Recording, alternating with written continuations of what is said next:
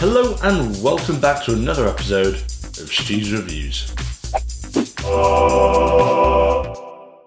So today, we're going to take a look at something called the Chuwi, which, admittedly, is a very strange name, but it falls into a product category I haven't taken a look at before. So introducing the Chuwi Hi10.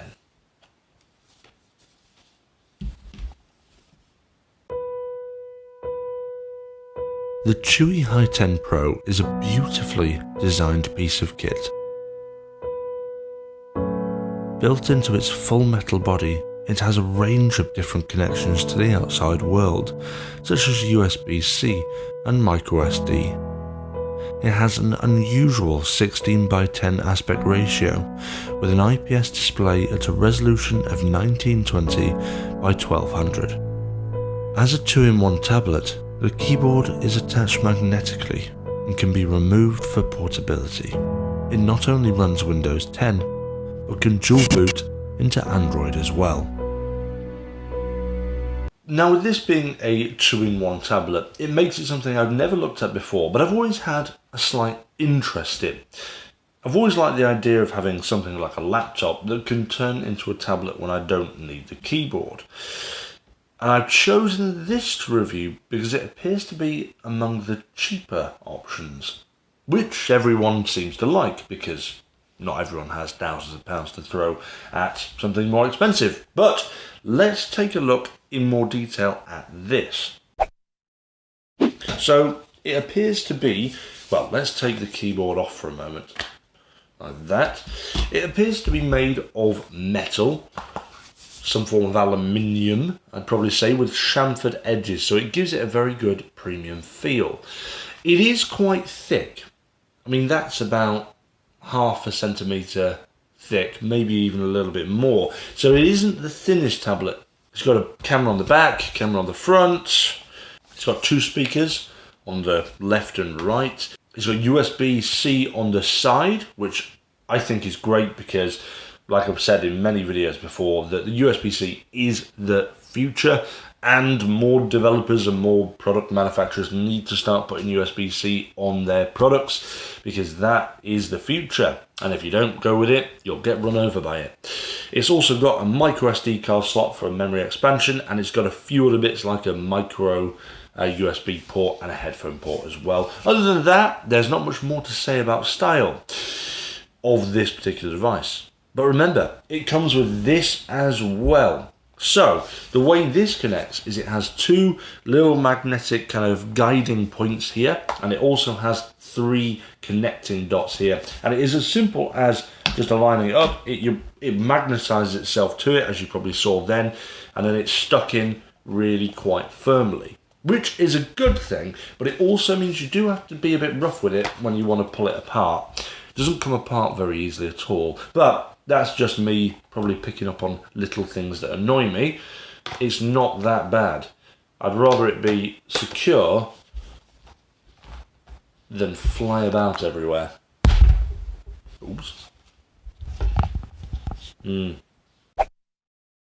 Now let's take a look at the functionality of this device.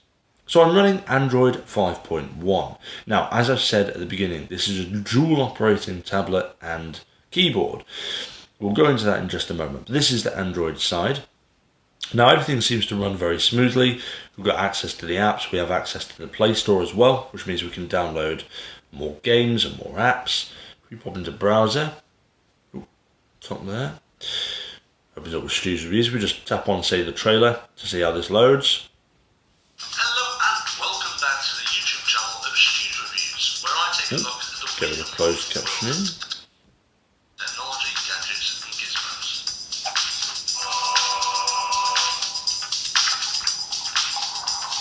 So it seems to be playing everything relatively easy. If we just get rid of that, let's pop on a different video and just see how well that does.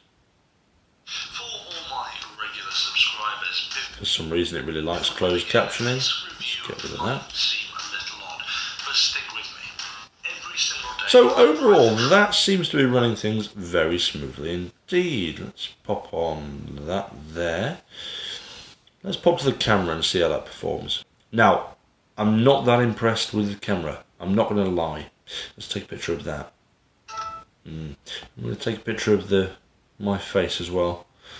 My face is beautiful. It will tell me if it's any good. Right, okay. Okay, the camera's not brilliant, but this is a computer at the moment, so realistically, if you're using it like this, you're probably not going to be using the camera too much unless you're going to Skype, and let's face it, internet is terrible wherever you go, so the quality of the video call will always look something like this. But let's go home by tapping this button here. Oh, and that, by the way, is a capacitive touch button, so that acts as a little home button. Just takes you back to the home screen. Now, that is the general use of the Android side. Now, let's switch over to the desktop Windows side. So I think you press this in, and you can press boot to Windows. Your macro PC will boot to Windows. Okay. Now, when you boot up Windows, it will automatically boot into a desktop mode, so you have things like your mouse and access to the standard sort of stuff, but I don't particularly like this. I prefer booting up in a tablet mode, and you can do that by pressing this icon in the bottom corner here, and then tap tablet mode. And what this does basically is it brings it more into a friendly interface to use with your fingers. So I prefer this. Now, let's take a look at a similar task we tried a few seconds ago on the Android side to see whether or not this is quicker or slower. So we pop into the internet browser. Let's just pop to the website. Oh, you can already see that it's not quite as quick. I'll do Control V, there we are. Enter.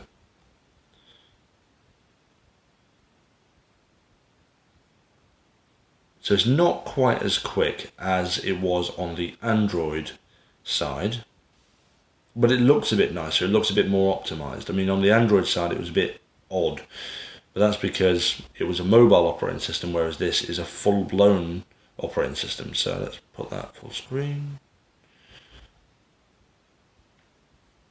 There we are. So a little bit slower, but not too much at all. Now, let's have a listen to the sound.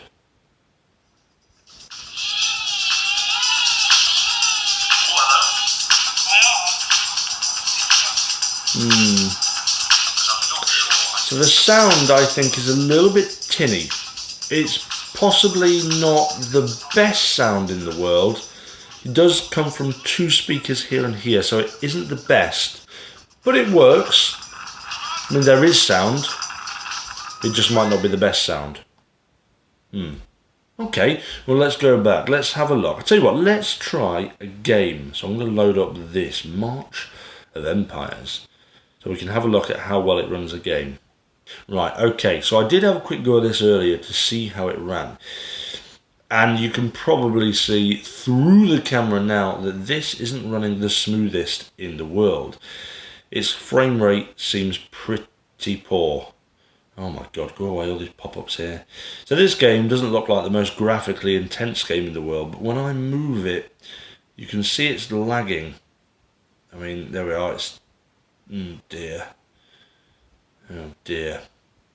So, my opinion is that for games, I think this is pretty rubbish. I mean, it works, but it is slow, and it is a bit miserable.